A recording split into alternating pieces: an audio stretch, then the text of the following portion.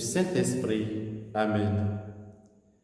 Viens, Esprit Saint, viens en nos cœurs, ô lumière bienheureuse. Viens remplir jusqu'à l'intime le cœur de tous tes fidèles. Évangile de Jésus-Christ selon saint Matthieu. En ce temps-là, Jésus disait à ses disciples, « Veillez donc, car vous ne savez pas quel jour votre Seigneur vient. Comprenez-le bien, si le maître de maison avait su à quelle heure de la nuit le voleur viendrait, il aurait veillé et n'aurait pas laissé percer le mur de sa maison. Tenez-vous donc prêts vous aussi. C'est à l'heure où vous n'y penserez pas que le Fils de l'homme viendra.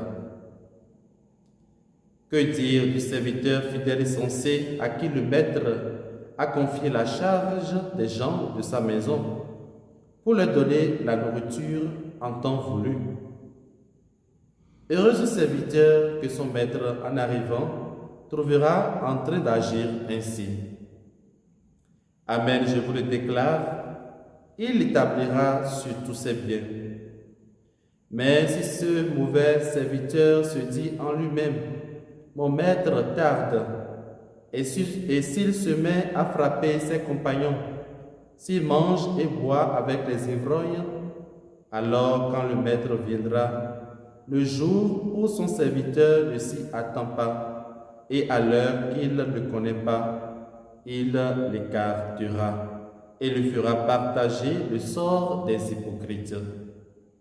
Là, il y aura des pleurs et des grincements de dents.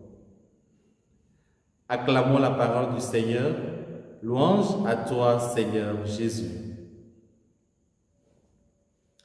Bien-aimés dans le Seigneur, nous sommes aujourd'hui le jeudi 27 août 2026 et nous bénissons le Seigneur pour le don de la vie. Nous faisons mémoire aujourd'hui de Sainte Monique, la mère de Saint Augustin.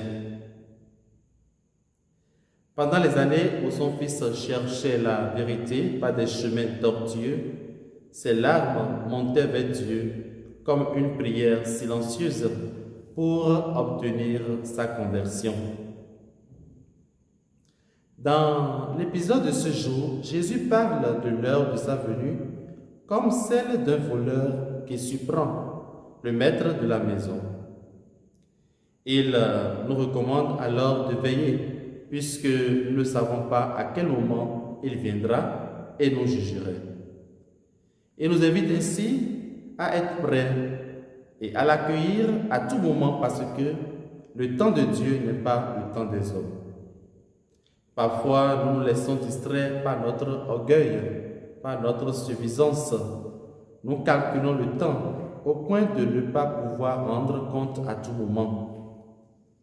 Parfois, nous voulons toujours être prêts demain et non aujourd'hui. Nous laissons sombrer dans la méchanceté, la duplicité, tout comme ce serviteur dans l'Évangile, qui frappe ses compagnons.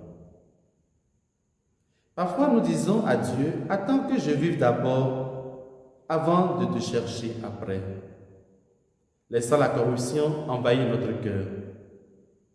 Bien-aimés, nous devons vivre, accomplir nos tâches quotidiennes comme si c'est notre unique et dernière occasion de nous sanctifier.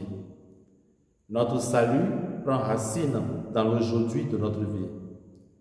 Nous gagnerons à prier jour et nuit pour tenir bon dans l'épreuve. Car le jour comme la nuit, dans le rire comme dans les pleurs, le Christ arrive quand c'est son heure.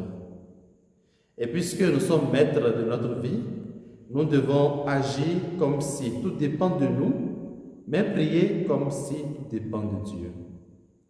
Puisse Dieu nous épargner de tout orgueil et nous remplir d'humilité pour nous disposer à l'accueillir en tout temps et dans chaque pas que nous faisons ici sur terre.